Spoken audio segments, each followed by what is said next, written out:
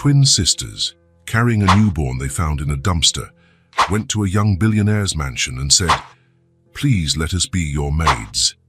Surprisingly, what he did next shocked everyone. The rain was merciless as it poured over the city, turning the streets into raging rivers. In the midst of this downpour, two small figures walked side by side, their shadows blending with the darkness of the night. Emily and Sophia, 7-year-old twins, trudged forward with great effort, their soaked clothes clinging to their frail bodies. 3 weeks. That was how long it had been since their lives were brutally turned upside down. The car accident that took their parents still echoed in their minds like a recurring nightmare.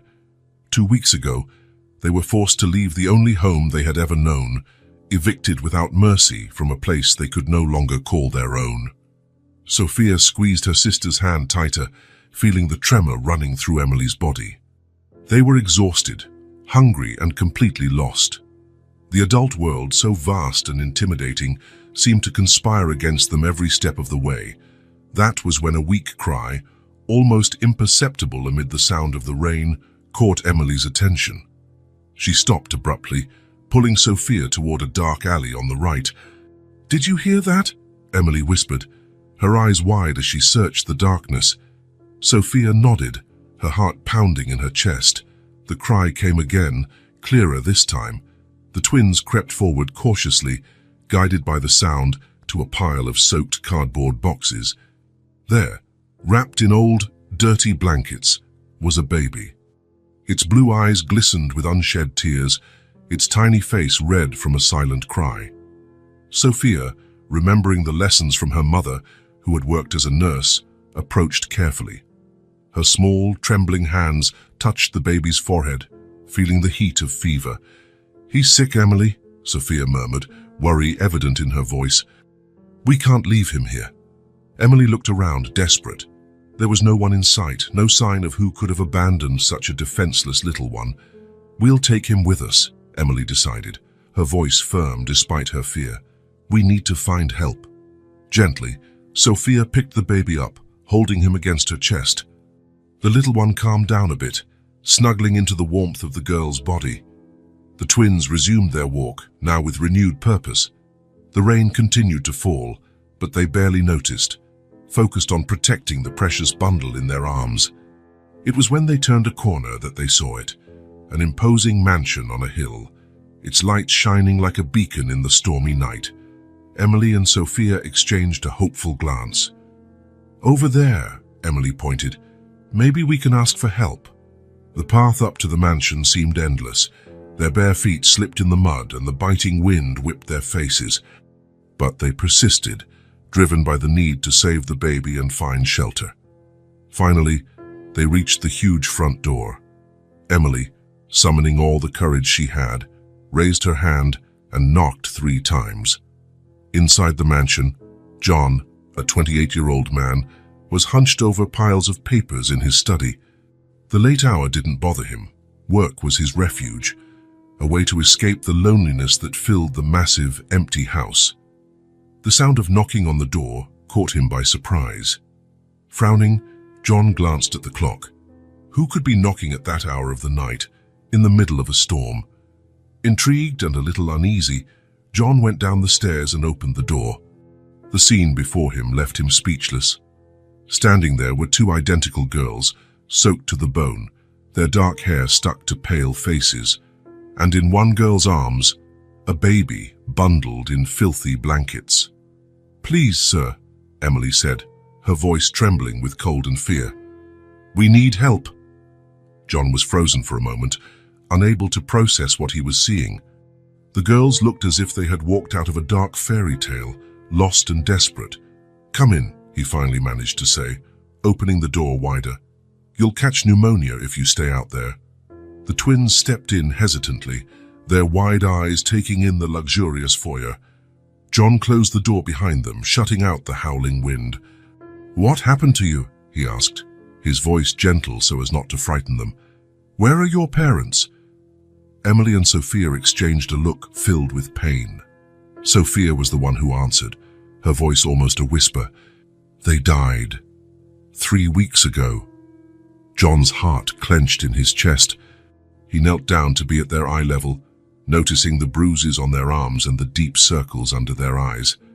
"And the baby?" he asked, looking at the small bundle in Sophia's arms. "We found him," Emily explained. "Abandoned in an alley. He's sick and he needs help." John opened his arms, and after a moment of hesitation, Sophia handed him the baby. He pulled back the blankets from the infant's face, feeling the feverish warmth. "He needs a doctor," John muttered, more to himself than to the girls. That was when Emily took a step forward, her eyes gleaming with a surprising determination for someone so young. "Sir," she began, her voice steady despite her shivering, "we can work for you." "In exchange for shelter." John looked at her, surprised. "Work? But you're only children." Emily shook her head as though age was just a minor detail. "We know how to do lots of things. We can clean, cook, take care of the garden. Our mom taught us."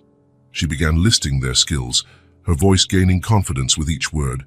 "We can iron clothes, wash dishes, dust. Sophia is great with plants, and I learned how to bake cakes. We don't need any pay, just a place to stay. And food." John felt a lump form in his throat.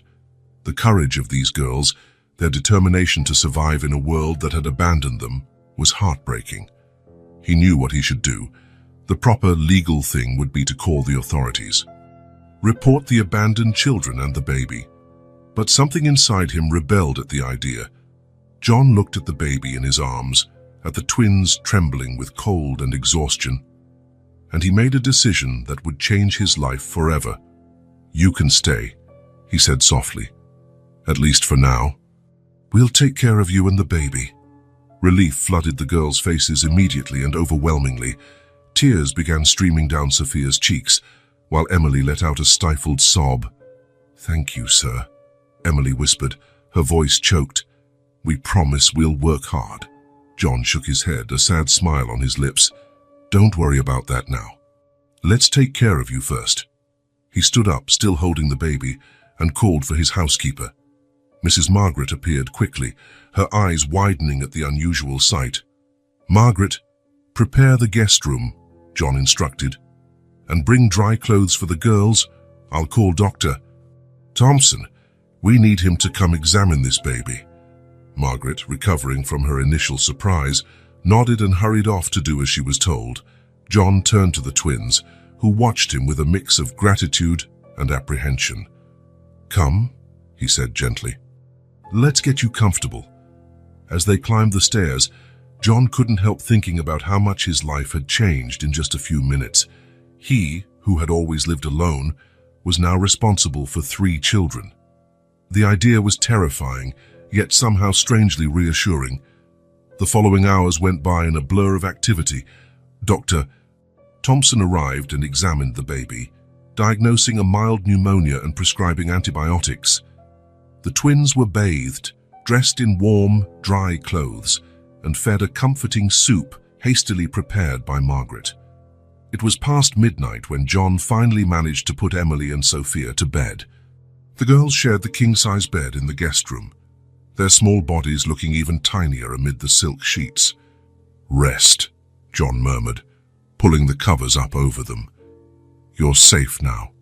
He turned to leave, but Emily's soft voice stopped him. "Mr. John." "Yes, Emily? Is the baby going to be okay?" John smiled, touched by the genuine concern in the girl's voice. "Yes, he'll be fine. He's getting the care he needs. You saved his life, you know." Emily nodded, her eyes already heavy with sleep. "That's good," she murmured, before finally giving in to exhaustion. John stood there for a moment, watching the 2 sleeping girls. Their faces, now clean and fed, seemed so serene, so innocent. It was hard to believe what they had gone through, the courage they had shown. Exiting quietly, John headed to the improvised nursery where the baby was resting. The little one slept soundly, his chest rising and falling in a smooth rhythm. John gently touched his forehead, relieved to feel that the fever had dropped. Sitting in an armchair beside the crib, John let out a long, weary sigh. His mind whirled with the implications of what had happened that night. He knew that taking in the children was, at best, legally questionable, but looking at the sleeping baby and thinking of the two girls safely resting, he couldn't bring himself to regret his decision. The future was uncertain. John had no idea how he would handle 3 children or how he would explain the situation to the outside world. But he knew, with a certainty that surprised him, that he would do whatever it took to protect these little souls who had found their way to his door. Outside, the storm continued to rage. But inside the mansion, a new kind of calm had settled in. A calm born of unspoken promises, newly formed bonds, and renewed hope. John closed his eyes, allowing himself a moment of rest. Tomorrow would be a new day, full of challenges and uncertainty. But for the first time in a long while, he didn't feel so alone. The mansion, once cold and empty, now sheltered the warmth of an unlikely family. And on that first night, as the rain fell outside, 4 hearts beat in unison, united by fate and compassion. The morning sun filtered through the guest room curtains where Emily and Sophia slept soundly. Their faces, once marked by exhaustion and worry, now displayed a serenity they had long forgotten. Yet even in sleep, the memories of their recent past haunted their dreams. Emily stirred restlessly, her mind drifting back to that fateful day, just over 2 weeks ago. The neighborhood they lived in, once full of life and children's laughter, now resembled a battleground. Moving trucks lined the narrow streets as families hurriedly loaded their belongings. The air was charged with a mix of anger, sadness, and resignation. "Emily, Sophia, come help with these boxes," called their mother, Sarah, from the living room. The twins ran inside and, finding the familiar living room turned into a maze of cardboard boxes and furniture draped with sheets.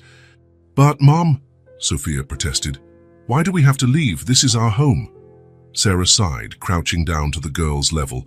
Her eyes, usually bright and cheerful, were shadowed by deep circles. "I know, sweetheart," she said gently, "but sometimes things change, even when we don't want them to. Remember what I always say, home is wherever we are together, no matter the place." At that moment, the door opened and Thomas, the girl's father, walked in.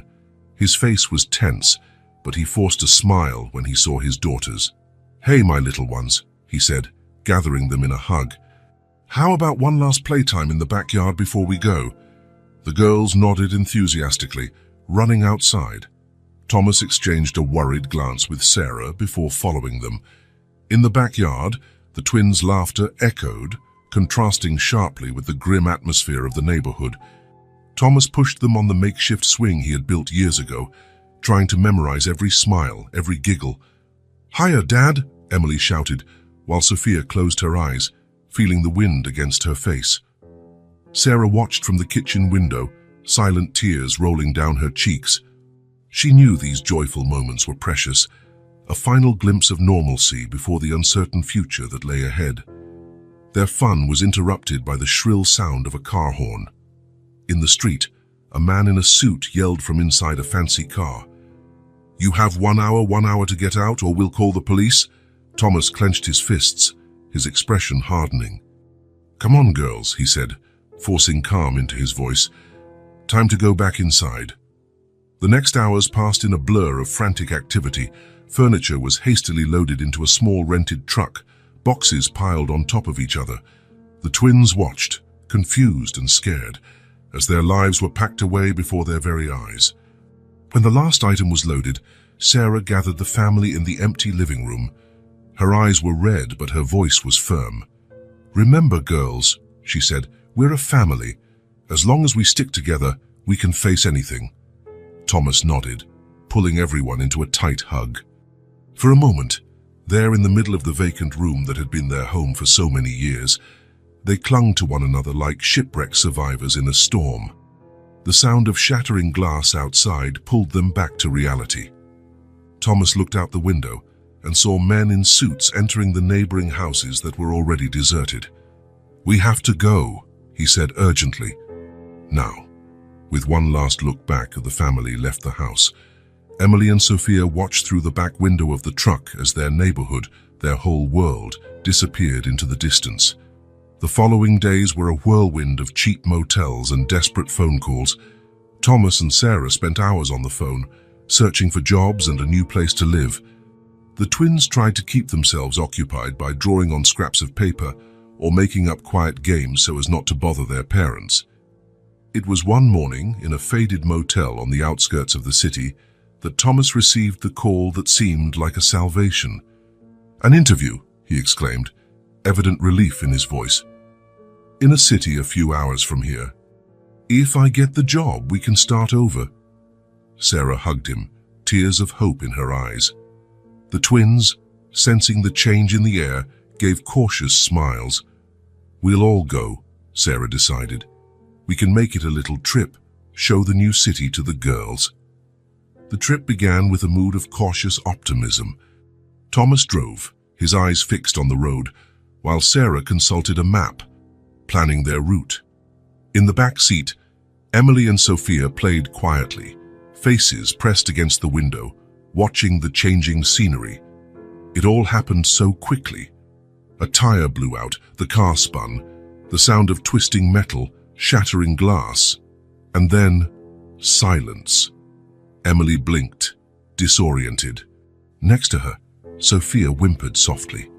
Up front, their parents were motionless, too motionless. "Mom?" Emily called, her voice trembling. "Dad?" There was no answer. The distant sound of sirens pulled them back to reality. With a strength they didn't know they possessed, the twins managed to crawl out of the wrecked car. "We have to go," Sophia whispered, pulling her sister. "They'll separate us." It was a fear their parents had inadvertently instilled in them, stories of orphaned siblings split apart by the system, never to see each other again. In that moment of shock and grief, the idea of being taken away from each other was more terrifying than anything else. So they ran. They ran as they had never run before, their small legs fueled by fear and adrenaline. They ran until the sirens were only a distant echo, until their lungs burned and their legs shook. The following days were a nightmare of hunger, cold, and constant fear. The twins wandered the streets, sleeping in dark alleys, rummaging through trash for food. Every shadow seemed like a police officer ready to take them away. Every adult a potential threat. They learned quickly, learned to hide, to remain unnoticed, learned to identify the safest places to sleep, the best times to scavenge for food, and above all, they learned to trust only each other. It was during this daily struggle to survive that they found the baby, a weak cry in a dark alley, a life as fragile as their own. In that moment, something awakened in the twins, a protective instinct, a sense of purpose. And now, here they were, in a luxurious mansion, with clean clothes and full stomachs. The transition was almost surreal. John watched the twins with a mixture of fascination and concern. They adapted surprisingly quickly to the new routine. Emily displayed a natural talent for organization, meticulously arranging the books in the library. Sophia, on the other hand, spent hours in the garden, softly talking to the plants as she watered them. But there were moments when John caught them anxiously watching the doors, as if expecting someone to come and take them away at any moment, or when a louder noise made them jump, eyes wide with fear. It was on one of those mornings, as he watched Emily rearrange the living room cushions for the third time, that John made a decision. He needed to know more. He needed to understand what these girls had gone through in order to truly help them. In his office, John called an old friend, an investigator he trusted. "Mark, it's John. I need a favor. A discreet investigation." Meanwhile, in their room, Emily and Sophia whispered to each other, heads close over a piece of paper. "We need a plan," Emily murmured. "For when, if we have to leave again?" Sophia nodded solemnly. "But maybe we won't have to." They looked out the window at the mansion's vast garden. For the first time in weeks, a small spark of hope glimmered in their eyes. In the makeshift nursery, the baby, now recovered and healthy, gurgled happily. John paused in the doorway, watching the twins take turns making funny faces at the little one. The past still echoed in the twins' haunted eyes, in the nightmares that sometimes woke them screaming in the middle of the night. But there, at that moment, there was also the promise of a future John was determined to make as bright as possible for these small souls entrusted to his care. The days in John's mansion turned into weeks, and little by little, Emily and Sophia began to adapt to their new routine. The imposing residence, which had initially intimidated them with its grand corridors and enormous rooms, gradually became more familiar. Emily, always methodical, found comfort in the mansion's vast library. Her small hands ran reverently over the spines of the books, arranging them by size and color. John frequently found her there, absorbed in a volume almost bigger than she was, her eyes shining with the magic of stories. "Emily, dear," John called one afternoon, watching her carefully stack a series of encyclopedias, "you don't have to organize everything, you know." The girl looked up at him, a small smile playing on her lips. "I like doing it, John.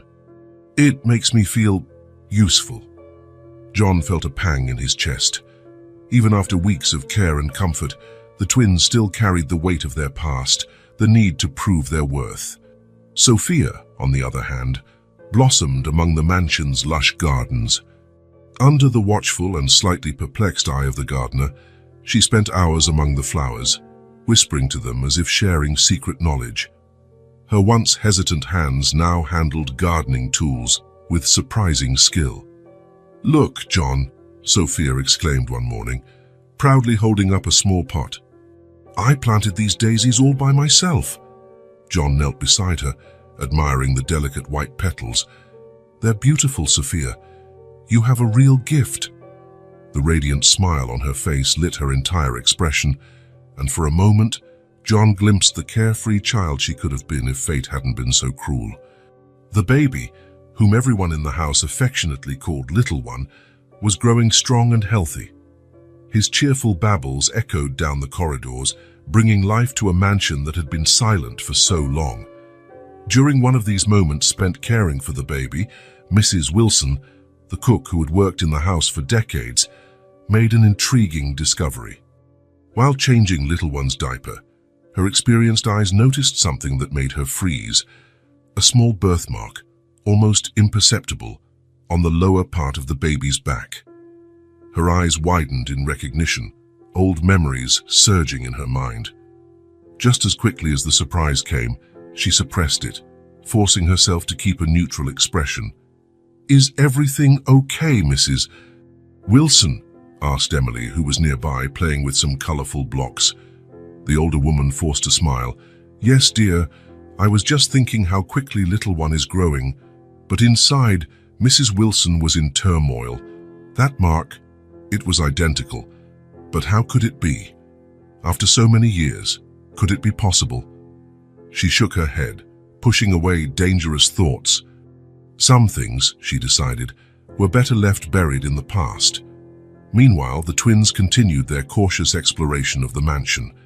Every day brought new discoveries: a music room with a grand piano, an attic full of mysterious trunks, a conservatory with exotic plants Sophia had never seen before. It was during one of these explorations that they came across a locked door on the third floor. It was a sturdy oak door, its dark wood contrasting with the light walls of the corridor. Emily placed her hand on the doorknob, testing it gently. "It's locked," she murmured, curiosity shining in her eyes. Sophia moved closer, examining the ornate lock. "What do you think is in there?" The girls exchanged speculative looks, their young minds buzzing with possibilities. Hidden treasure, a secret room. Or maybe... The sound of footsteps approaching interrupted their daydreams. Quickly, they stepped away from the door, pretending to be interested in a painting on the opposite wall. Jenkins, the butler, appeared in the corridor. His keen eyes narrowed slightly upon seeing the girls so close to the forbidden room. "Young ladies," he said, his voice as formal as ever, "your afternoon snack is served in the conservatory." The twins nodded, casting one last curious glance at the mysterious door before following Jenkins downstairs. Though their curiosity burned, something in the butler's tone and the general atmosphere of the house warned them against deeper investigation, for now. As for John, he found himself increasingly puzzled by his own reactions to the baby. There were moments when, holding little one, he felt a connection so deep and inexplicable that it took his breath away. It was as if a missing piece of himself suddenly fell into place. One evening, while rocking the baby to sleep, John found his mind drifting. Gazing at little one's peaceful face, he felt a surge of protectiveness and something else.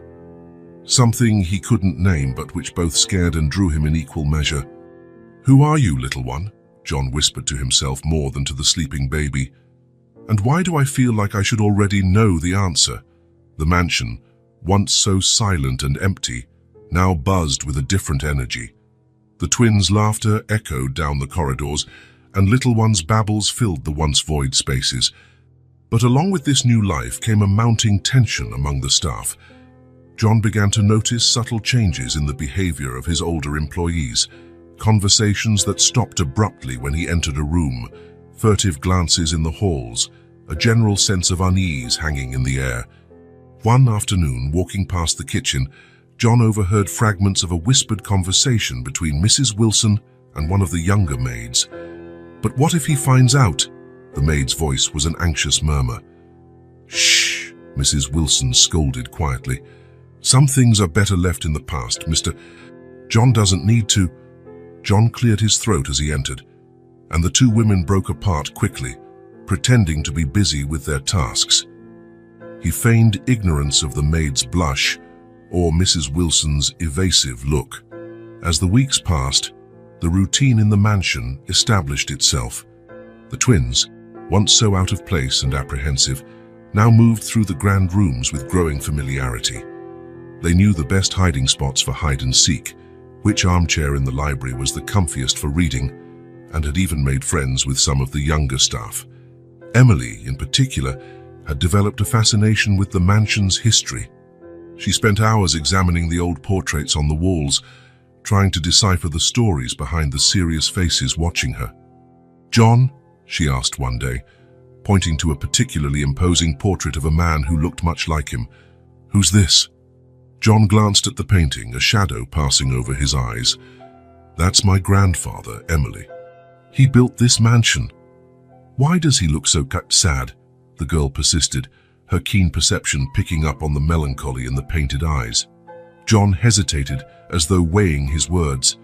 "Sometimes, Emily, people carry sadness we can't see or fully understand." The girl nodded thoughtfully, her gaze still fixed on the portrait. John wondered, not for the first time, how much the twins understood about the adult complexities surrounding them. Sophia, on the other hand, found her niche in the estate's vast gardens. She spent hours helping the gardener, learning the names of plants and flowers, discovering the joy of watching something grow under her care. "Look, John," she exclaimed one afternoon, running toward him with dirt-stained hands. "The tomatoes we planted are starting to bear fruit." John smiled, genuinely sharing in the girl's excitement. In those moments, he found himself wondering how his life had been before the twins and little one arrived. How had he filled his days in an empty mansion? The baby, meanwhile, was growing noticeably. His first smiles, his attempts to roll over on the bed, each little milestone was celebrated by everyone in the house. John found himself spending more and more time in the nursery, watching little one, feeling that inexplicable connection grow each day. During one such visit, John noticed something odd. Mrs. Wilson, who was changing the baby, appeared tense, her movements stiff, and she avoided meeting his eyes. "Is everything all right, Mrs. Wilson?" John asked, stepping closer. The cook gave a small jump, as if caught doing something wrong. "Yes, Mr. John, it's just that little one is growing so fast." John nodded, but couldn't help noticing how Mrs. Wilson's gaze remained fixed on a specific spot on the baby's back. Before he could question her further, however, she finished dressing the baby and hurried out of the room, muttering something about cookies in the oven. As the days went by, John noticed more and more of these strange little moments. Jenkins, the ever-composed butler, seemed constantly on the verge of saying something, only to hold back at the last moment. The maids exchanged meaningful looks when they thought no one was watching, and Mrs. Wilson, well, she seemed to be avoiding being alone with John at all costs. One night, unable to sleep, John found himself wandering the mansion's corridors. Almost without thinking, his steps led him to the locked door on the third floor. He stopped in front of it, his hand resting on the cold doorknob. For a moment, he considered opening it, facing the ghosts he knew were hidden inside. But then, the distant sound of little one's cry reached his ears, and John stepped away. Some truths, he decided, might be better left buried. At least for now. Returning to his room, John passed by the twins' bedroom. The door was ajar, and he couldn't resist peeking in. Emily and Sophia slept soundly, curled up together, seeking comfort in each other's presence, even in sleep. John felt his heart tighten with an emotion he couldn't quite name. Protection, affection, or something deeper, scarier in its intensity. Gently closing the door, John headed to his own room. Lying in bed, staring at the ornate ceiling, he couldn't help but think how drastically his life had changed in such a short time. The mansion, once a lonely refuge filled with painful memories, now hummed with new life. The twins' laughter, little one's coos, even the palpable tension among the staff, all of it formed a complex tapestry of emotions and secrets John was still trying to unravel. As sleep finally claimed him, John wondered what the future held for this strange family fate had brought together. What secrets did the mansion still hide? And when those secrets finally emerged, how would they change their lives? With those turbulent thoughts, John drifted off, unaware that Emily's watchful eyes were on him from the slightly open door, her young, perceptive mind trying to piece together the puzzle of her new home. Morning in the mansion began as usual. John was having breakfast with the twins and little one when the sound of tires on the gravel drive broke the routine. Moments later, a familiar voice echoed through the hall. "Jenkins, where is my son?" John froze, instantly recognizing his mother's voice. Mary. He hadn't expected her, especially after months of traveling. Mary entered the dining room, elegant and imposing as always. Her sharp eyes scanned the room, stopping when she saw the children, revealing clear surprise. "John, dear," she said, her voice controlled, "what a surprise to find you with company." John stood to greet her. "Mother, we weren't expecting you. Weren't you supposed to be traveling for longer?" "I missed home," Mary answered, her gaze never leaving the children. "And who are these little guests?" John hesitated before replying. "Mother, these are Emily and Sophia, and this," he indicated the baby, "is little one." Mary stepped closer, her eyes never leaving the baby. For an instant, something flickered in her gaze. Recognition, fear. But it was gone so quickly, John almost thought he imagined it. "Fascinating," Mary murmured. "And where did these children come from, John?" The tension in her voice was palpable. John felt uncomfortable with the intensity of her interest. "It's a long story, Mother. Maybe we can talk about it later." Mary nodded, but her eyes stayed fixed on the baby. "Certainly, dear. We have much to discuss." In the days that followed, Mary's presence increased the tension in the mansion. Though polite with the children, she maintained a calculated distance, watching them with a gaze that combined curiosity and apprehension. Emily, always attentive, noticed the subtle shifts in the staff's behavior. Mrs. Wilson, once so affectionate, now avoided being alone with the children. Jenkins seemed perpetually nervous, as though harboring a heavy secret. One afternoon, Emily overheard a whispered conversation in the kitchen. "But what if Mrs. Mary finds out?" the maid murmured. "Mrs. Wilson replied, her voice tense. "Some truths are better left buried, for everyone's sake." At night, the twins often heard Mary on the phone, her voice lowered in urgent whispers. Can't be a coincidence. They caught fragments one evening. After all these years, no, we can't allow... John watched his mother with growing concern. She spent long periods alone, often in the library or wandering the gardens with a troubled expression. It was as though she bore an invisible weight that aged her day by day. One afternoon, Mary approached John in his office.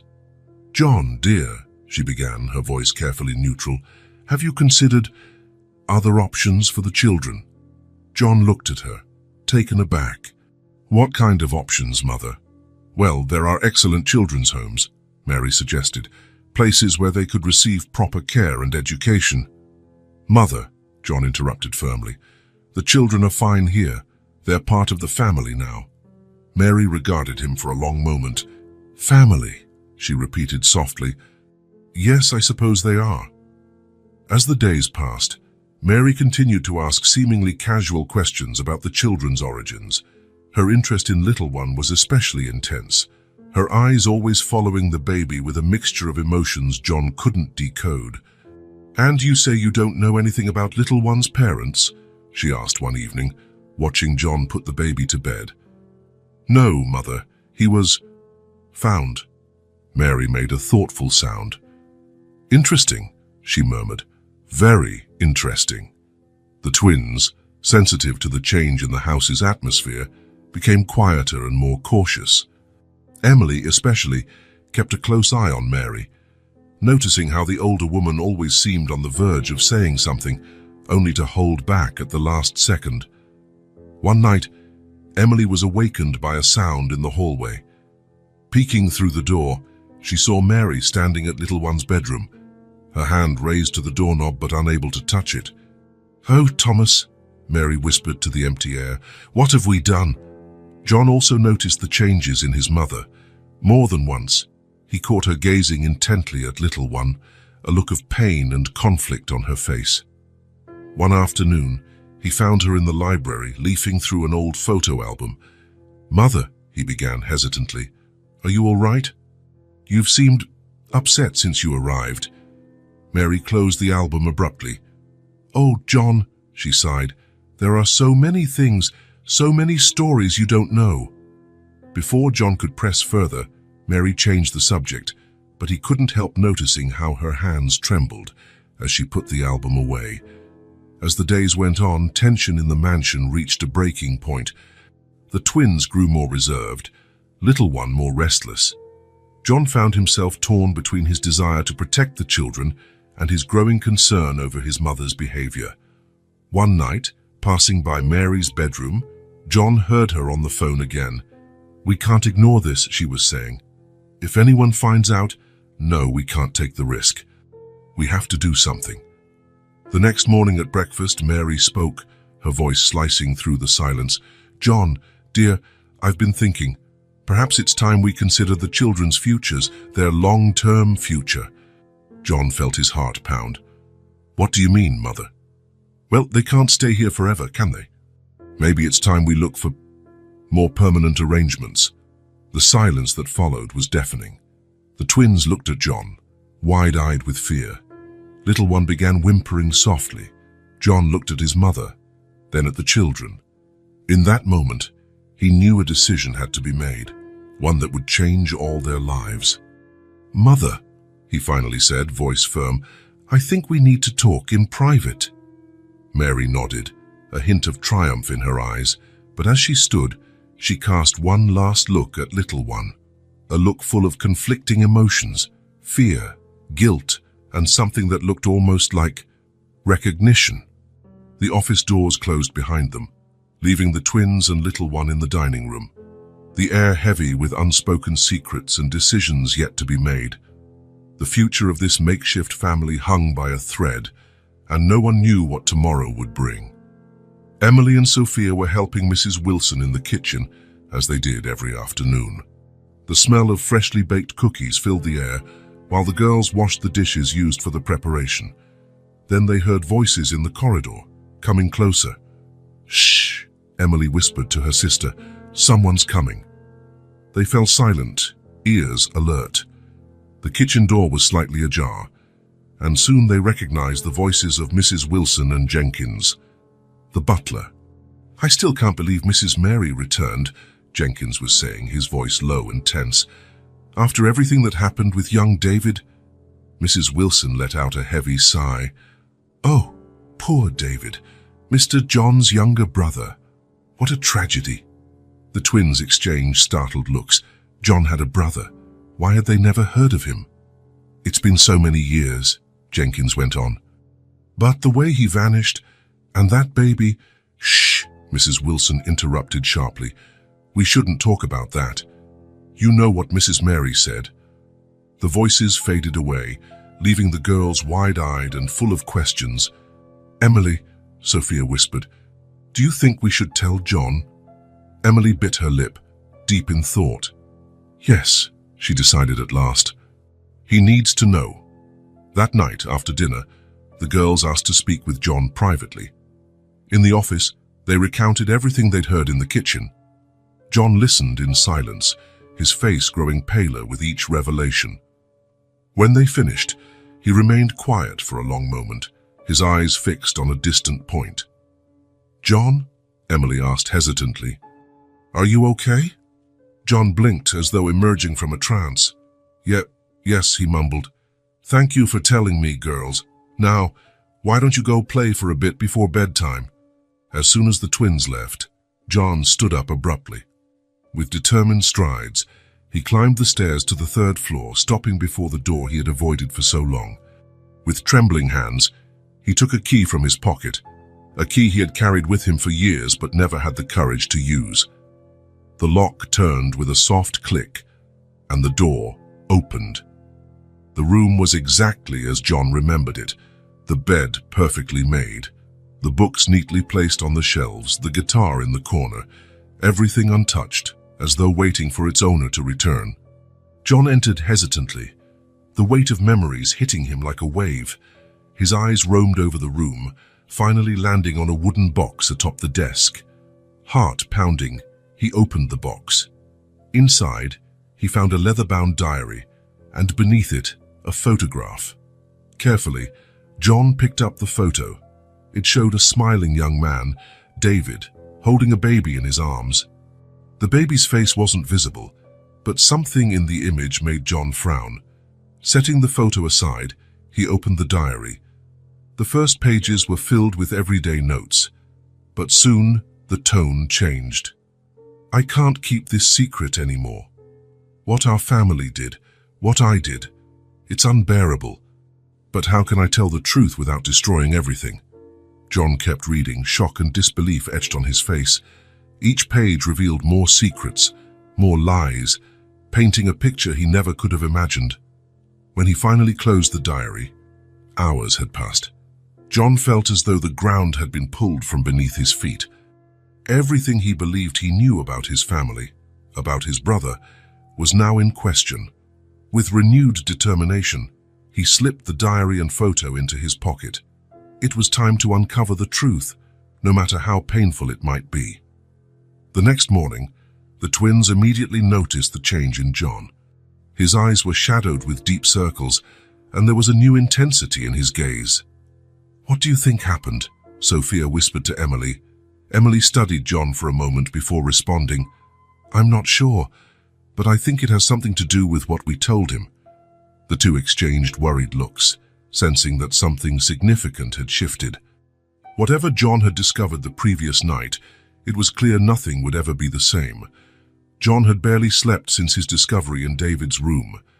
At sunrise, he was already in his office, phone in hand. "Mike, it's John. I need your services again. It's a delicate matter." Mike was a private investigator John had hired a few times for company-related matters. His discretion was legendary, and John knew he could be trusted with this sensitive investigation. "Certainly, Mr. John. What is it this time?" John hesitated for a moment. "I need you to look into the past of two girls, Emily and Sophia, and any connection they might have to my company." "Understood, sir. I'll begin right away." Over the following days, John split his time between managing the company, caring for the children and waiting anxiously for news from Mike. The twins noticed the changes in his behavior, the distant looks, the hushed phone calls. "Do you think he's mad at us for telling him what we heard?" Sophia asked Emily one evening as they got ready for bed. Emily shook her head. "No, I don't think so. He seems worried, like he's trying to solve a really hard puzzle." A week after hiring Mike, John received the first part of the report. With trembling hands, he opened the envelope in his office. The report detailed the car accident that had taken the lives of the twins' parents. A blown tire, the car spinning on a wet road, the fatal collision with a truck. John's heart tightened as he read the details, imagining the terror the girls must have felt. But it was the next section that made his blood run cold. The eviction of the twins' family wasn't an isolated case. The entire neighborhood they had lived in was being emptied to make way for a large real estate development, funded by his own company. The report slipped from John's grasp, and he felt suddenly nauseous. How was this possible? How could he not have known? In the following days, John immersed himself in the company's files, trying to understand how this had happened. The more he investigated, the more disturbed he became. The development project had been approved years earlier, but implementation had been delayed multiple times. The reasons for these delays were vague, but John began noticing a pattern. Each delay coincided with economic recessions or changes in local regulations. The connection between the twins' story and his own company's decisions began to form in his mind, and John didn't like the picture coming together. Meanwhile, the twins continued their own quiet investigation. They noticed subtle changes around the mansion, the whispered conversations that stopped when they entered a room, worried looks exchanged by the staff, the growing tension between John and Mary. During one of these afternoons, while helping in the laundry room, they overheard something that caught their attention. "Five, what if he discovers something about the Oakwood project?" One of the maids' voices reached them. "Shh," Mrs. Wilson warned. "I've told you, don't mention that name here." Emily and Sophia exchanged puzzled glances. What was the Oakwood project, and why was it a secret? John, for his part, continued his investigation with near-obsessive determination. Each new discovery seemed to raise more questions than answers. The real estate development plan, he discovered, had initially been proposed as a neighborhood revitalization. But at some point, the plans had changed, becoming more aggressive and less considerate of local residents. Mike kept sending regular reports, each one bringing more pieces to the puzzle. The investigator had uncovered irregularities in the process of evicting the neighborhood's families, short deadlines, inadequate compensation, lack of transparency. Everything pointed to an inexplicable rush to empty the area. John felt his stomach twist with each new revelation. How could his company, his father's proud creation, be involved in something like this? One afternoon, unable to contain his frustration, John called an emergency meeting with the company's board of directors. The tension in the conference room was palpable as he began revealing his findings. "Gentlemen," John began, his voice trembling slightly with repressed emotion, "I've discovered some irregularities in our Oakwood development project. I'd like some explanations." The silence that followed was deafening. Board members exchanged nervous glances until finally Mr. Thompson, the oldest among them, cleared his throat. "John, my boy," he began, his condescending tone immediately irking John, "you need to understand that sometimes, for progress, certain hard decisions must be made." John felt his face flush with anger. Hard decisions? Is that what we're calling forced evictions and inadequate compensation now? The meeting quickly fell apart after that, with arguments flying from all sides. When John finally left the room, it was clear a line had been drawn. On one side stood him, determined to uncover the truth and correct past wrongs. On the other side was the board, equally determined to carry on with the project as planned. That night, after putting the twins to bed, John locked himself in his office with David's diary. His brother's words, written years ago, seemed to echo his own discoveries and dilemmas. I can't ignore the impact of our decisions anymore, David had written. The human cost is too high, but how can I change the course of something so large? John felt a lump in his throat as he read these words. His brother had faced the same conflict he faced now, loyalty to the company versus doing what was morally right. As he went deeper into the diary, John noticed increasing references to the Oakwood project. David had initially been enthusiastic about the idea, seeing it as a chance to improve the neighborhood. But over time, his tone changed, becoming more critical and worried. The Oakwood project is no longer about revitalization, David wrote in one entry. It's become something else, something I can no longer support in good conscience. John frowned, feeling he was on the brink of a vital revelation. What exactly had David discovered about the project? Days turned into weeks, and John's investigation continued. Each new discovery seemed to lead to more questions, more shadowy connections between the company's past decisions and the twins' present situation. Mary, for her part, grew increasingly agitated. John often caught her looking at him with a mixture of worry and resignation, as though she knew it was only a matter of time before all the truths came out. One afternoon, while reviewing some old company documents, John stumbled onto something shocking. The Oakwood project wasn't just about real estate development. There was more, something involving hidden natural resources under the neighborhood. With trembling hands, John picked up the phone and called Mike. "I need you to look into something for me," he said, as soon as the investigator answered. "Search for any geological studies done in the Oakwood neighborhood over the past 10 years. While he waited for the results of this new line of inquiry, John continued reading David's diary. The entries became increasingly distressed, reflecting his brother's internal struggle. "I can't pretend I don't know anymore," David wrote in one particularly emotional entry. "What we're about to do, it's unforgivable. But how can I stop something that's already in motion?" A chill ran down John's spine as he read those words. He was beginning to understand the weight David had carried, the same weight now resting on his own shoulders. The twins, meanwhile, carried on their own quiet investigations.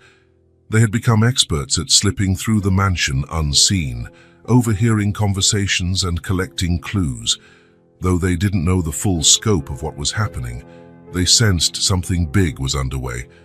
Unbeknownst to the girls, John persisted with his search for truth. Mike's report on the geological studies arrived a few days later, and the revelations were staggering. Oakwood's underground, John found, was rich in a rare mineral essential for cutting-edge technology production. The company had discovered this years ago, and the real estate development was just a front to allow resource exploitation. John felt his world crumble as he read these revelations. Everything he thought he knew about the project, about the company's motivations, was tainted by lies and greed. With renewed determination, John decided it was time to confront the board once more. They had kept the truth from him for far too long, and now they had to answer for it. That evening, after the children had gone to sleep, John locked himself in his office, preparing for the battle he knew was coming. He gathered all the documents and evidence he'd collected over the past weeks. As he organized his thoughts, John couldn't stop thinking about the twins, about how their lives had been irreversibly changed by decisions made in boardrooms by men who would never know the real impact of their actions.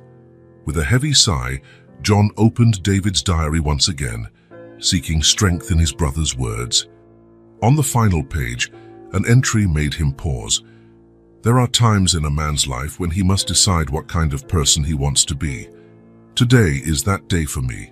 No matter the cost, I can't remain complicit in this. It's time to do the right thing. John closed the diary, feeling a sense of resolve solidify within him. Tomorrow, he would face the board. Tomorrow, he would begin to right the wrongs of the past. But for now, he had two girls to comfort. John left his office and headed to the twins' room. Opening the door, he found Emily and Sophia sitting on one of the beds, whispering to each other. "Hey, you two," he said gently. "Shouldn't you be sleeping?" The girls jumped, looking guilty for a moment before relaxing when they saw it was John. "We couldn't sleep," Emily admitted. There's so much going on, Sophia added. Things we don't understand. John felt his heart tighten. He sat on the edge of the bed, pulling them both close. I know, he said. And I promise I'll explain everything when I can. For now, I need you to trust me, okay? I'm working to fix things. The girls nodded, their eyes filled with trust. John hugged them tight, feeling the weight of the responsibility he bore. Now it's time to sleep, he said, tucking them into bed. Tomorrow's another day. Leaving the room, John paused at the door, glancing back.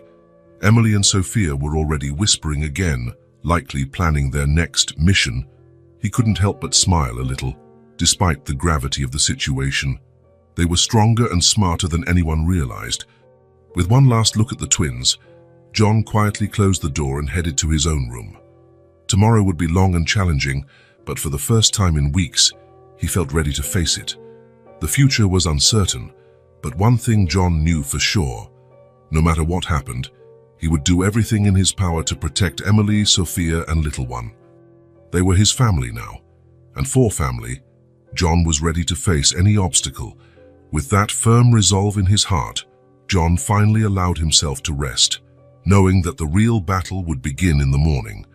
The weight of David's diary, the discoveries about the Oakwood project, and the fate of the displaced families, including the twins, weighed on his conscience. But now, more than ever, John was determined to do the right thing, whatever the cost. Tension in the mansion had reached a peak. Armed with the revelations from David's diary and his own investigation, John knew it was time to confront his mother. He found her in the library, flipping through an old photo album. "Mother," John said, his voice firm, "we need to talk." "About Lisa and David." Mary froze on, her face visibly paling. "John, No, Mother, no more evasions. I want the whole truth. Now." John led Mary into his office, closing the door behind them. The air was charged with tension and secrets on the brink of revelation. "Sit," John instructed, pointing to the chair in front of his desk. He remained standing, too restless to sit. Mary sat, her hands trembling slightly. "Where should I start?" "From the beginning. Who was Lisa? What really happened between her and David?" Mary closed her eyes, as though summoning courage. When she opened them, John saw decades of guilt reflected there. "Lisa was extraordinary," Mary began. "Smart, passionate, determined. Everything I was afraid might steer David away from the path we had planned for him." John listened intently, absorbing every word, as his mother unraveled the story of David and Lisa. They met in college, united by ideals of social justice and change. Lisa came from a middle-class family, without the connections or resources that the Thorntons had. David was mesmerized by her from the start, Mary continued. "I saw the danger immediately. Lisa had ideas and dreams that didn't align with what we wanted for the company, for David's future." Mary described how the relationship flourished despite her subtle attempts to sabotage it. David and Lisa graduated, soon making plans for their future, a future that didn't include the Thornton family business. They wanted to start a non-profit organization, Mary revealed, her voice dripping with disdain. "Waste David's talents and resources on charity work." John felt anger rising in his chest, and that was so terrible. Mary looked at him, surprised by his reaction. "You don't understand, John. We had a legacy to protect, a reputation to uphold. At the cost of David's happiness." Mary averted her gaze, guilt evident in her face. I thought I was doing what was best for him, for our family." John pressed on, demanding more details. Reluctantly, Mary revealed how she manipulated events to drive the couple apart, intercepted letters, sabotaged Lisa's job opportunities, and spread rumors about infidelity. "The final straw was when I found out Lisa was pregnant," Mary admitted, her voice barely a whisper. John felt as though he had been punched in the stomach. "Pregnant. David was going to be a father." Mary nodded, tears forming in her eyes. "I offered Lisa money to vanish, told her I'd ruined David's career, that he'd hate her for destroying his future. John couldn't believe what he was hearing. The image he had of his mother was shattering before his eyes. "How could you?" he asked, his voice trembling with anger and disappointment. "I was scared, John," Mary exclaimed. "Scared of losing everything we had built, of watching our name, our reputation crumble." "And what happened then?" John urged, dreading the answer. Mary wiped away a tear. "Lisa refused the money. She said she loved David more than any fortune. So I lied to David." John felt his heart sink. "What did you tell him?" "I said Lisa had taken the money, that she'd had an abortion and left, that it had all been a scheme to get money from the family." The silence that followed was deafening. John stared at his mother as though seeing her for the first time, horrified by the extent of her manipulation. "David was devastated," Mary continued, her voice quavering. "He threw himself into work, grew cold and distant. I thought that in time he would move on, that he'd understand everything I did was for him." John shook his head in disbelief. "What about the baby? What happened to David's child?" Mary hesitated, and John saw a flicker of fear, guilt, and regret in her eyes. "I don't know," she finally admitted. "Lisa disappeared after that. I hired people to look for her, but she was just gone." John sank into his chair, the weight of these revelations crushing him. He had a niece or nephew somewhere, a child who never knew their father, who grew up unaware of their true heritage. "Why are you telling me this now?" John asked, his voice weary. Mary's eyes filled with tears. "Because I can't carry this alone anymore, John. Because I see you following David's footsteps, questioning the company, drifting away from everything we built. I can't lose another son." John felt a turbulent mix of emotions: anger, pity, disappointment, love. His mother, a woman he had always seen as a pillar of strength and integrity, had committed unforgivable acts in the name of what she believed was best for the family. "Mother," he finally said, his voice resolute, "what you did, it can't be justified. You stole David's chance to be a father, to have the life he wanted. You lied, manipulated, destroyed lives." Mary sobbed, covering her face with her hands. John pressed on, determined to say everything that needed saying. "But you're still my mother, and despite everything, I know you acted out of fear. That doesn't make it right, but I understand the fear that drove you." Mary looked at him, hope shining in her tear-filled eyes. "What do we do now, John?" John walked to the window, gazing at the garden where Emily and Sophia were playing, unaware of the drama unfolding inside. "Now," he said, turning to face his mother, "we fix what we can. We find Lisa and my niece or nephew. We tell the truth, no matter how painful." Mary nodded slowly, a mixture of fear and relief on her face. "And the company," John thought for a moment. "The company needs major changes, Mother.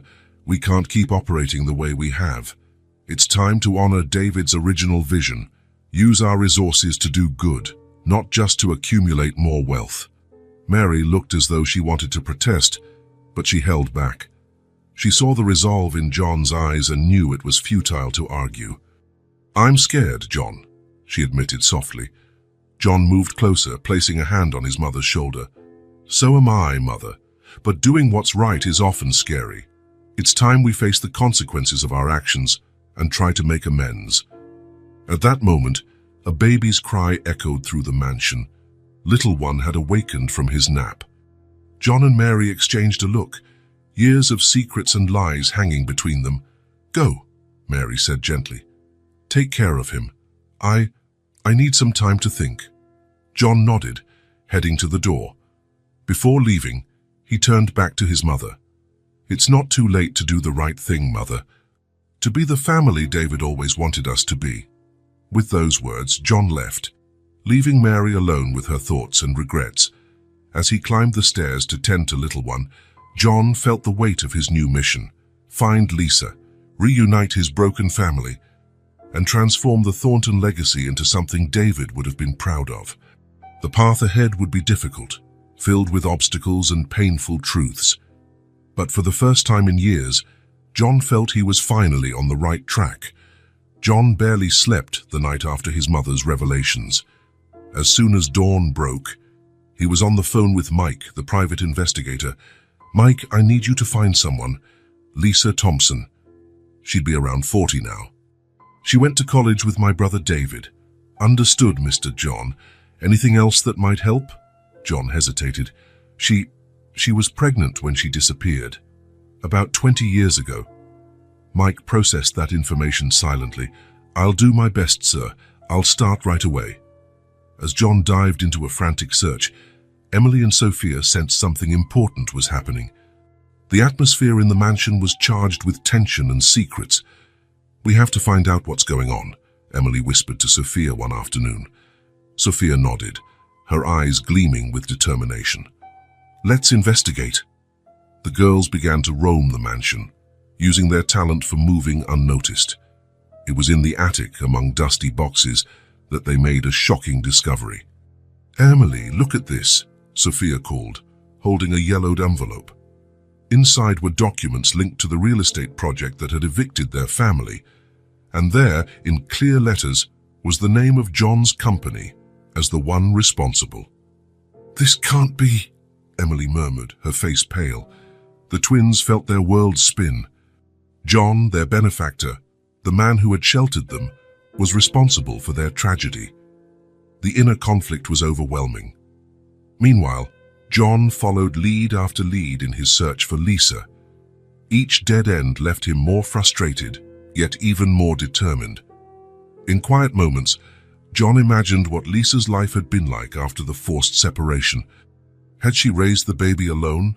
Was the child, his niece or nephew, doing okay? Consumed by guilt, Mary finally decided to help in the search. One afternoon, she walked into John's office carrying an old box. "I found this," she said softly. "It's some of Lisa's things David kept. Maybe it'll help." John looked at his mother, seeing the regret in her eyes. "Thank you, Mother. This could make all the difference." Tension in the mansion grew by the day. Employees exchanged worried glances, feeling that something monumental was about to happen. Emily and Sophia, now aware of part of the truth, watched John with a mixture of fear and confusion. Finally, after weeks of tireless searching, Mike called with news. "Mr. John, I think we've found her. Lisa Thompson. She's living in a modest neighborhood about 200 miles from here." John's heart pounded. "You're sure?" "Almost certain, sir. Descriptions match, age matches, and there's a young woman living with her, around 20 years old." John closed his eyes, taking in the information. His niece or nephew. They existed. They were real. "Send me the address, Mike. I'm going myself." As he prepared for the meeting, John felt a whirlwind of anxiety and hope. How would Lisa react to seeing him? What would he tell her? How would he explain 2 decades of lies and absence? Heart heavy yet resolute, John headed to the garage. That was when he saw Emily and Sophia standing by the door, solemn expressions on their faces. "John," Emily said, her voice trembling slightly, "before you go, we need to talk." John looked at the girls, sensing yet another revelation. Whatever it was, he was ready to face it. It was time for all truths to come to light. John parked his car in front of a small apartment building in a modest neighborhood. His heart raced as he checked the address on a scrap of paper. This was the place. Lisa was here. With hesitant steps, he approached the door and rang the bell. Seconds felt like hours until, finally, the door opened. A woman with graying hair and tired but still bright eyes stood there. For a moment, there was only silence, a mutual shocked recognition. "John?" Lisa whispered, her voice trembling. "Hello, Lisa," John answered softly. "May I come in? We have a lot to talk about." Lisa hesitated for a moment before stepping aside, allowing John in. The apartment was small but cozy, filled with books and photographs. "Why are you here, John?" Lisa asked, her voice a blend of fear and curiosity. John took a deep breath. Because I finally learned the truth. About you and David. About everything. Lisa's eyes widened, a swirl of emotions crossing her face. After all these years. Why now? Because it's time for the truth to come out, John replied. Lisa, please, tell me everything. I need to know what really happened. Lisa sank into a worn armchair, gesturing for John to sit as well. Then, with a deep sigh, she began her story. David and I fell in love in college. It was a pure, idealistic love. We wanted to change the world together, she began, a sad smile on her lips. But his family, they had other plans for him. John listened intently as Lisa recounted the forbidden romance, the pressures from the Thornton family, the dreams she and David had shared. When I found out I was pregnant, I was over the moon. David was too. We planned to get married, start our own non-profit. But then, Lisa paused, tears welling in her eyes. Your mother visited me. She offered me money to disappear, to abort the baby. I refused, of course, but then she threatened to ruin David's career, destroy everything he had worked for. John felt a surge of anger and shame upon hearing what his mother had done. What happened next? I ran, Lisa admitted, her voice barely above a whisper. I was scared, confused. I thought I was protecting David. Your mother made me believe he'd be better off without me, without the baby. And the child? John asked, his heart aching. Lisa glanced at a photo on the wall, a young woman smiling radiantly. Daniel, she said softly. I named him in honor of David's father. He's 20 now. In college, John felt as though the air had been knocked from his lungs. His nephew, Daniel, he was real, alive, and well. Lisa, I'm so sorry. For everything my family did to you, to David, to Daniel. Lisa looked at him, surprised by his sincerity. John, you didn't know. It wasn't your fault. But now that I do know, I want to make things right, John said firmly. Lisa, I'd like you and Daniel to come live at the mansion. It's the least I can do to begin making amends. Lisa looked stunned by the offer. John, I don't know, there's so much history, so much pain. I know, John nodded. But there's also a chance for healing, for reconciliation. Daniel deserves to know his family, his heritage. Just then, the apartment door opened and a young man walked in. He was the spitting image of David, with the same intense eyes and charismatic smile. Mom, he called, stopping short when he saw John. Who's this? Lisa stood, tears in her eyes. Daniel, this is John. He's your uncle. The next few hours were an emotional roller coaster. Daniel, initially shocked and distrustful, listened to the story of his origins, of his father, of the family he'd never known. John, in turn, absorbed every detail about his nephew, marveling at the similarities to David, lamenting everything they had missed. When it was finally time to leave, John repeated his invitation. Please, consider moving to the mansion. I know it's huge and it's a big decision, but it's a chance to start over, to be a family. Lisa and Daniel exchanged looks, a silent communication passing between them. We'll think about it, Lisa promised. It's a lot to process, John nodded, understanding completely. Before leaving, he hugged Lisa and, hesitantly, Daniel, no matter what you decide, your family, you'll always be welcome. The drive back to the mansion was a whirlwind of emotion for John. Joy at finding Lisa and Daniel, anger at the lies and manipulations of the past, hope for the future. Arriving home, he found Mary waiting anxiously. Well, she asked, her face pale with worry. John looked at her for a long moment. I found them, Mother, Lisa and Daniel. They're fine. Mary let out a sob of relief and guilt. Oh, John, I'm so sorry for everything. I know, Mother, John said softly. But apologizing to me isn't enough. You need to make amends with Lisa and Daniel. Mary nodded, tears trailing down her cheeks. I'll do whatever it takes, John, to set things right. In the days that followed, the mansion went into a frenzy of preparations. John, determined to do the right thing, initiated the legal process to adopt the twins. Emily and Sophia, still grappling with the truth about John's company's involvement in their family's eviction, watched everything with a mixture of confusion and hope.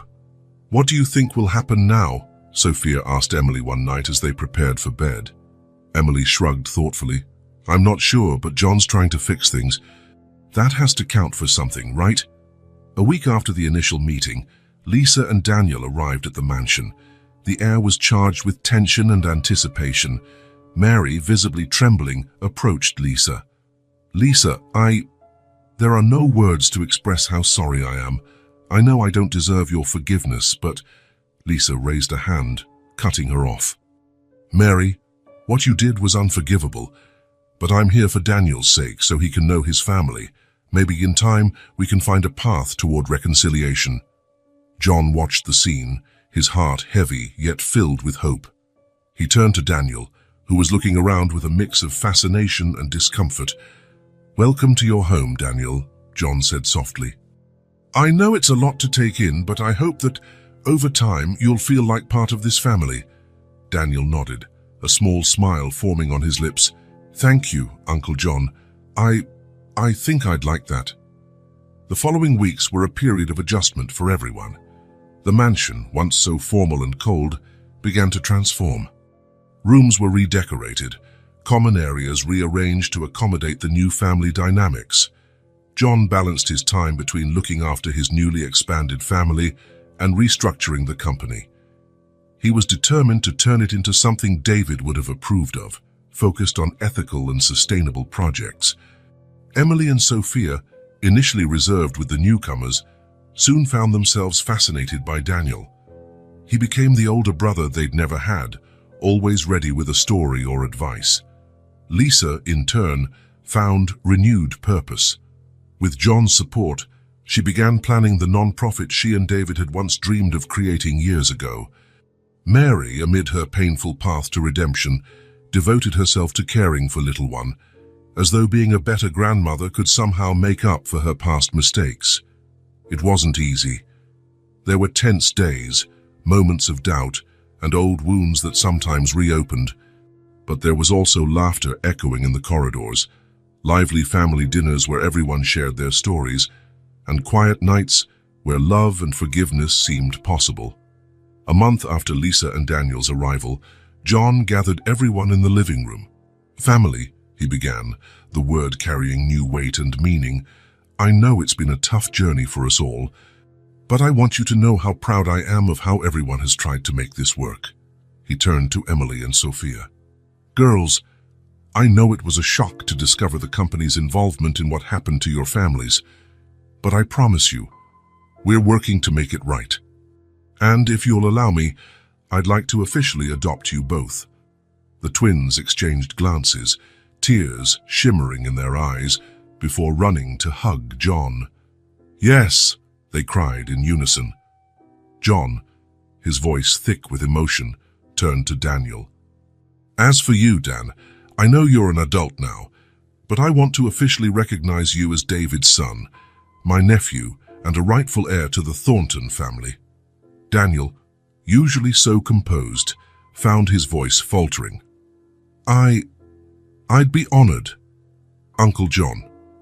Lisa watched with silent tears trailing down her cheeks. John approached her, taking her hands in his. "Lisa, I can't change the past. I can't bring David back or erase what you went through, but I promise that from now on, you and Daniel will always have a place in this family." Lisa nodded, unable to speak through her tears. Mary, standing in a corner, took a hesitant step forward. "I know I don't deserve to be part of this," she said softly. "But if you'll allow me, I'd like to spend the rest of my days trying to make amends, being the mother and grandmother I should have been all along." There was a moment of tense silence before Daniel, surprising everyone, approached Mary. "Grandma," he said, the word sounding strange but not unpleasant, "we have a long road ahead." "But I think we can try," Mary sobbed, pulling Daniel into a hug. He hesitated for a moment but returned it. John glanced around the room at this imperfect, unlikely family. There was still much to resolve, many wounds to heal. But for the first time in a long while, he felt genuine hope for the future.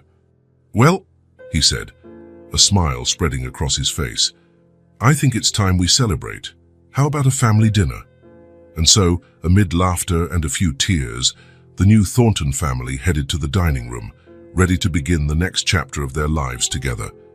The mansion, once cold and full of secrets, now buzzed with new energy, the sound of hearts healing, of bonds growing stronger, of a family finally finding its way home.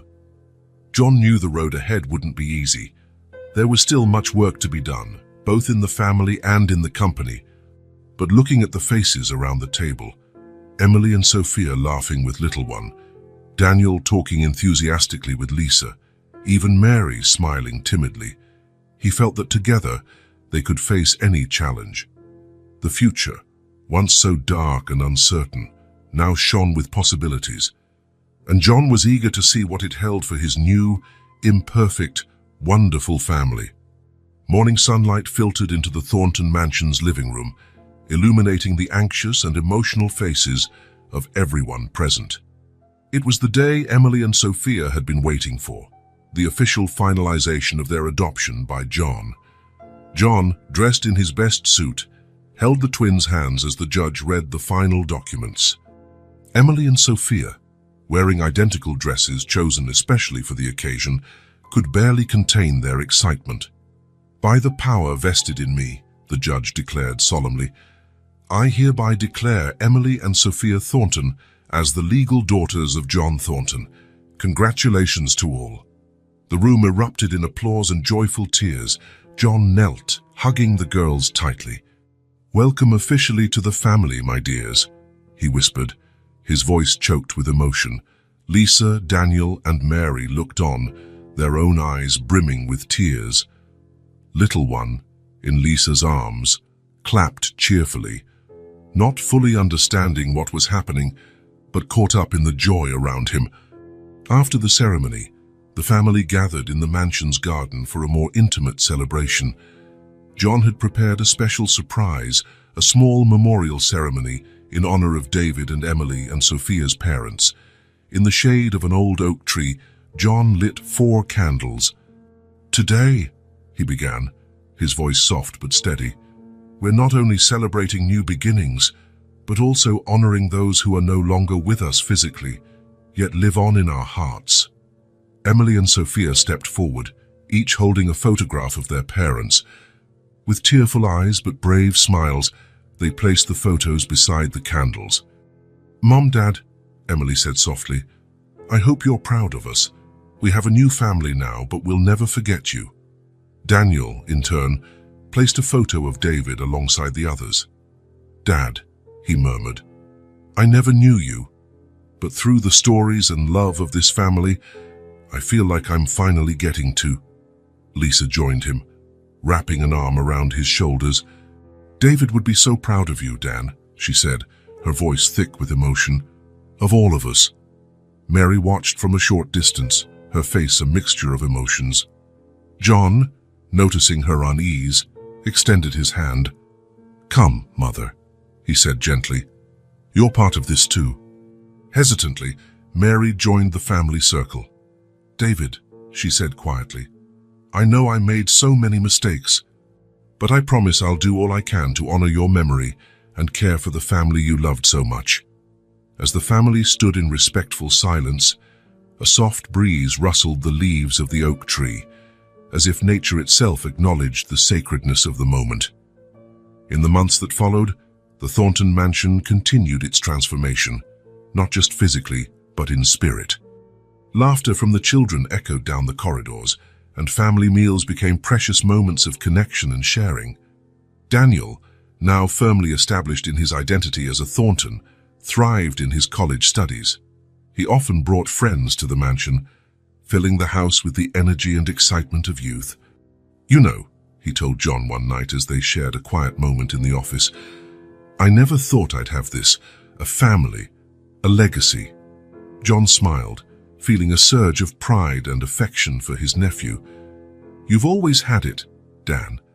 We just needed to find our way back to each other. Under John's leadership, the company underwent a radical transformation.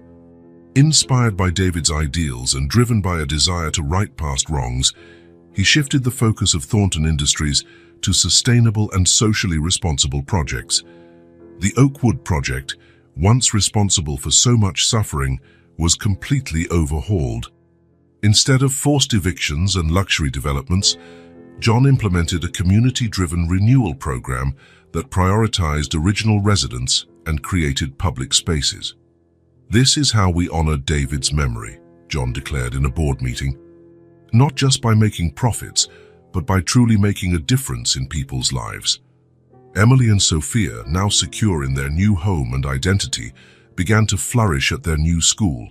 Their grades improved, and they made new friends. Most importantly, they showed signs of overcoming the traumas of the past.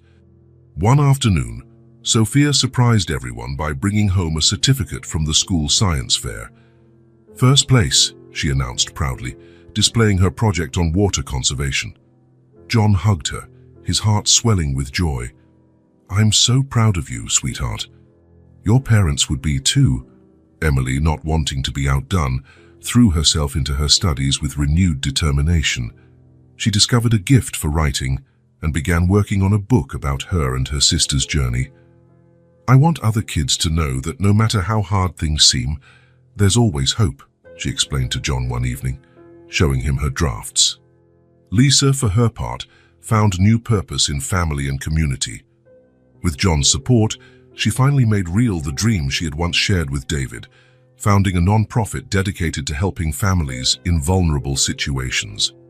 "It's as if a part of David lives on through this work," she confided to John one day, eyes shining with tears of both joy and nostalgia. Mary, determined to redefine her role in the family, devoted herself to being the best grandmother possible. She spent hours reading to little one, helping the twins with homework, and giving gentle advice to Daniel. One day, while helping Emily with a family history project, Mary paused, looking thoughtfully at the girl. "You know, Emily," she said quietly, "I've made many mistakes in the past, but having you, Sophia, and Daniel in my life, it's a second chance I never thought I'd have." Emily smiled, taking her grandmother's hand. "Everyone deserves a second chance, Grandma." As months turned into a year, then two, the Thornton mansion became truly a home. The once cold walls were now adorned with family photos, children's drawings, and reminders of happy moments shared. On a sunny Sunday afternoon, the family gathered in the garden for a picnic. John watched the scene with a full heart. Emily and Sophia running around with little one, now a lively 3-year-old, Daniel and Lisa chatting animatedly about the non-profit's latest project, and Mary comfortably knitting in a garden chair, occasionally laughing at the children's antics. "Who would have guessed," John murmured to himself, "that from so much pain and so many secrets, we could create something so beautiful?" Lisa, noticing his distant look, approached him. "What are you thinking about, John?" He smiled, taking her hand. "How blessed we are. How, despite everything, we found our way back to each other." Lisa nodded, tears of gratitude filling her eyes. David would be so proud of all of us. At that moment, as though summoned by the mention of his father, Daniel joined them. "Hey, what are we celebrating here?" John laughed, pulling his nephew into a side hug. "Life, Dan. We're celebrating life and family." The twins, sensing a special moment, ran over to join the hug, dragging Mary and little one along. There, under the autumn sun, the Thornton family remained together, their bonds strengthened by the trials they had faced and overcome. They weren't perfect. There were still moments of pain, doubt, and old wounds sometimes reopened, but they were bound by love, understanding, and the determination to build a better future. John looked at the sky, thinking of David and the twins' parents, of all those who were gone but whose love still guided them. "Thank you," he whispered to the breeze, "for showing us the way home." And so, surrounded by the love of this once improbable but precious family, John Thornton knew that no matter what the future held, they would face it together. The mansion, once a symbol of secrets and solitude, now pulsed with life, love, and hope. It was more than a house, it was a home. A home for healed hearts, rekindled dreams, and a family that had found its way through darkness to emerge stronger and more united than ever. And as the sun set on the horizon, painting the sky gold and pink, the Thornton family remained together, their laughter and conversation echoing through the garden. A living testament that with love, forgiveness, and courage, even the most broken hearts can be mended, and the saddest stories can have happy endings.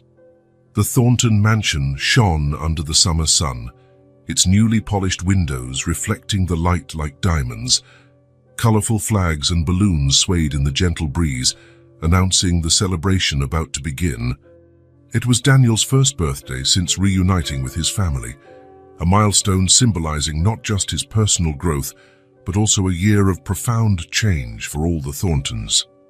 John stood on the veranda, watching the final preparations for the party, his heart filled with an indescribable emotion at the sight of Emily and Sophia running through the garden, enthusiastically helping decorate. Just a year ago, these same girls were two lost souls in the rain.